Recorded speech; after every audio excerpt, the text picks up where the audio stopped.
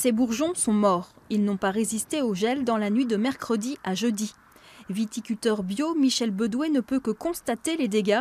Sur ces 16 hectares, un seul en a réchappé grâce à l'allumage nocturne de 400 bougies. Ici, on est au bord du rang de bougies. On a réussi à sauver quand même une grande partie de la récolte. On a frisé un peu le gel, mais on voit qu'on a quand même encore des bourgeons qui sont protégés.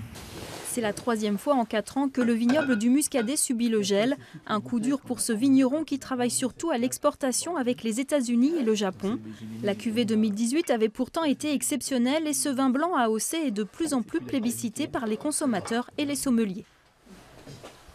Économiquement, ça devient quand même très compliqué du coup, malgré tout, et frustrant de voir une si belle demande et de ne pas pouvoir la fournir. Dans notre région, 450 vignerons cultivent 10 000 hectares de muscadet. Aujourd'hui, l'ampleur des dégâts causés par ce gel sévère n'est pas encore estimée. Mais ces épisodes à répétition interrogent les professionnels qui vont sans doute devoir s'adapter. C'est de plus en plus compliqué de pouvoir juguler cette dérégulation climatique. Ça fait 3 années en 4 ans.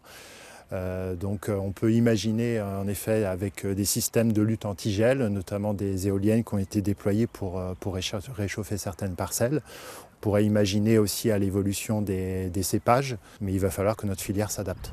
Les bourgeons qui n'étaient pas éclos peuvent encore donner du raisin. Anxieux, les vignerons vont scruter la météo jusqu'à mi-mai.